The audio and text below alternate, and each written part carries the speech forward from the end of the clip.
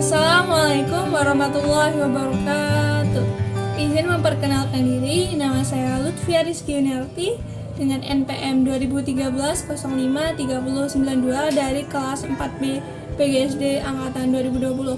Di sini saya akan membahas tentang pendidikan inklusi, yaitu salah satu kategori anak luar biasa, yaitu tentang tunagrahita atau anak yang memiliki IQ di bawah rata-rata.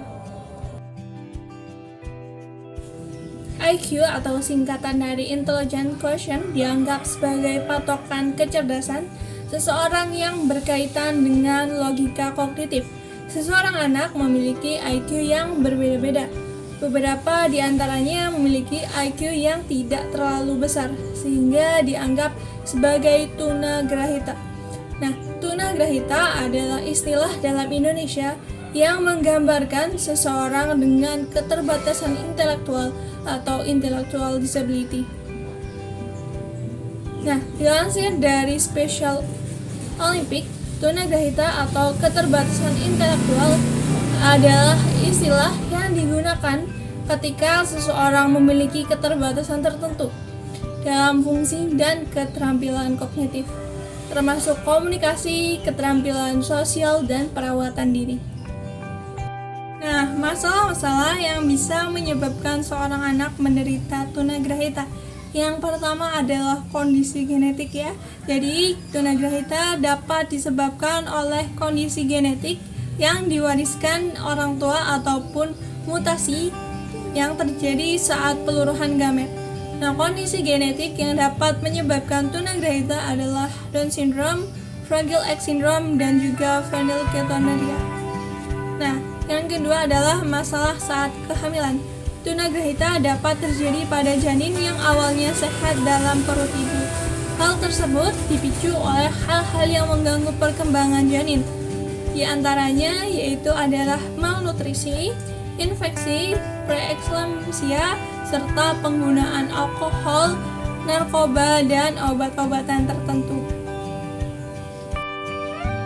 Yang ketiga, masalah saat melahirkan. Dilansir dari WebMD, tunagrahita dapat terjadi jika bayi kekurangan oksigen saat melahirkan atau lahir prematur. Yang keempat, penyakit. Beberapa penyakit juga dapat menyebabkan seseorang menjadi tunagrahita, misalnya campak, batuk, rajan, meningitis, keracunan merkuri, keracunan timbal, hingga kekurangan gizi ekstrim seperti busung lapar. Yang kelima adalah cedera. Cedera berat pada kepala akibat kecelakaan, benturan, maupun operasi otak yang fatal dapat menyebabkan seseorang menjadi tunagrahita. Meskipun beberapa hal di atas yang tadi saya sebutkan merupakan penyebab utama seseorang menjadi tunagrahita, ada beberapa kasus yang tidak bisa ditemui penyebabnya.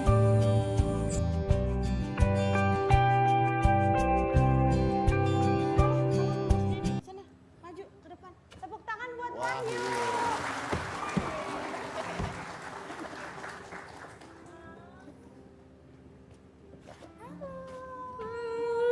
Ini kenapa?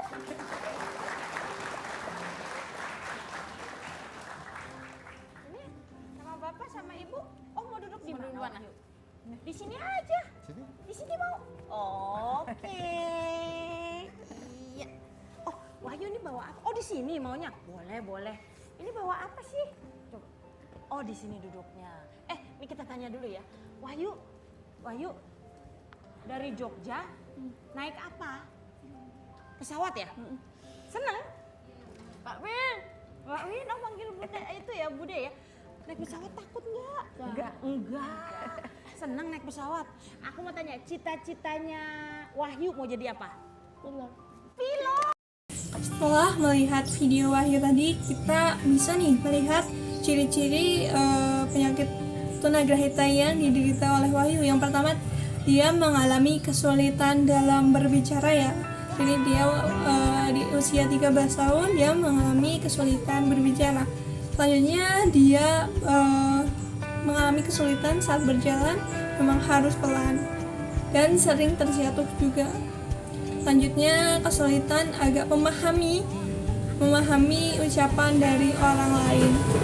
Nah, selanjutnya dari orang lain memang tidak beberapa dia akan mudah diatur dengan orang-orang yang sudah akrab dengan dia. Lalu dia juga walaupun memiliki kekurangan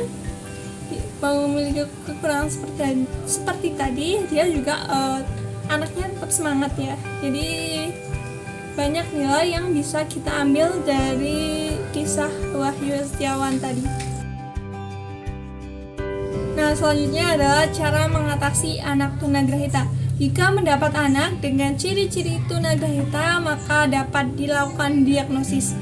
Nah, diagnosis tersebut biasanya berupa wawancara dengan orang tua, observasi terhadap anak, dan pengujian kecerdasan kognitif, serta perilaku adaptif, serta sosial pada anak.